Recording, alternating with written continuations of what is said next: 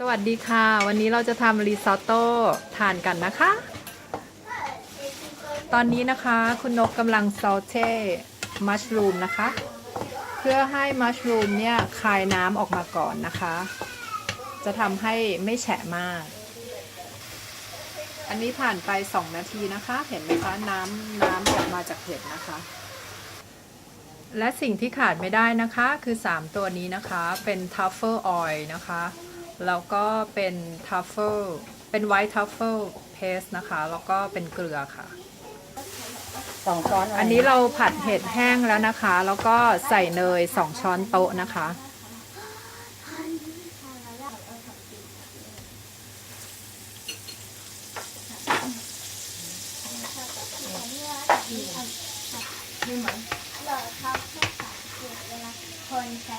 จากนั้นนะคะเราจะใส่กระเทียมนะคะแล้วก็หอมขาวนี้เราจะใช้เป็นหอมแดงผสมไปด้วยก็ได้นะคะ2 ถ้วยตวงค่ะ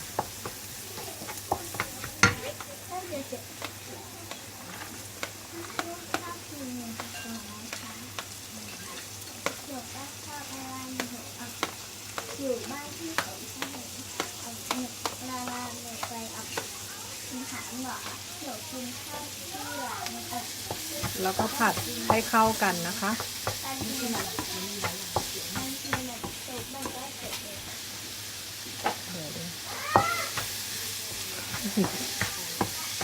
ในกระทะนี้นะคะจะมีกาลิกนะคะ2 ช้อนโต๊ะแล้วก็หอมแดง2 ถ้วยตวงค่ะเนย2 ช้อนโต๊ะพอผัดให้เข้ากันแล้วนะคะเราจะใส่ไวน์เศษ2/3 ถ้วยตวงนะคะเป็นไวท์ไวน์นะคะจะใช้ไวท์ไวน์อะไรก็ได้นะคะโอเคอันนี้นะคะเป็นน้ำสต๊อกนะคะเราจะใส่ทีละครึ่งถ้วยตวงนะคะแต่ว่าเราจะใช้น้ำสต๊อกทั้งหมด 5-6 ถ้วยตวงค่ะ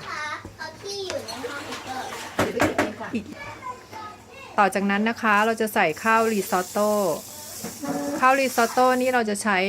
1/1/3 ถ้วยตวงค่ะ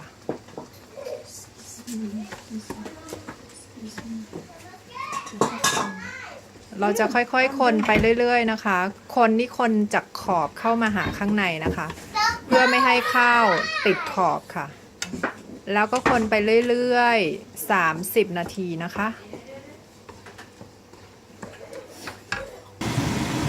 อันนี้จะเติมน้ำสต๊อกเพิ่มทีละอีกครึ่งถ้วยนะคะแล้วก็คนไปเรื่อยๆค่ะ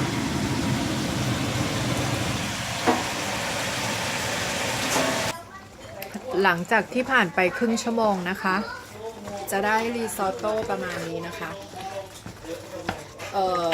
เม็ดข้าวเนี่ยตอนนี้มันจะถ้าคนไทยเนี่ยจะยังไม่ชอบนะคะเพราะว่ามันยังมีกรุบๆอยู่ข้างในแต่ก็ทานได้ละค่ะแล้วก็ใส่พาร์เมซานชีสนะคะเสร็จ1/3 ถ้วยตวงใส่พาสลีย์เสร็จ2/3 ช้อนโต๊ะ2-3 ช้อนโต๊ะค่ะ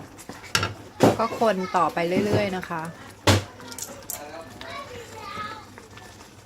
แล้วเราก็อันนี้สำคัญเลยค่ะทัฟเฟิลออยล์นะคะ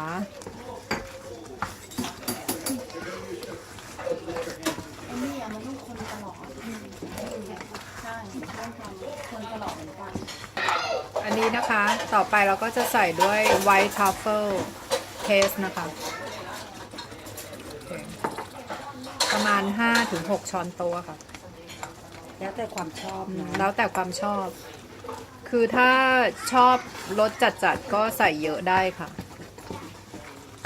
แล้วก็คนต่อไปเรื่อยๆนะคะจานมีของคุณยาย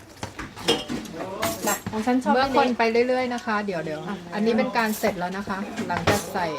แล้วก็ปรุงรสด้วยเกลือและพริกไทยค่ะเป็นอันเสร็จเรียบร้อยค่ะอันนี้นะคะหลังจากเสร็จเรียบร้อย decoration ด้วย parsley ค่ะ และอันนี้คือหน้าตาคุณนกนะคะ แม่ครัวหัวป่าค่ะ อร่อยมาก ขอบคุณนะคะคุณนก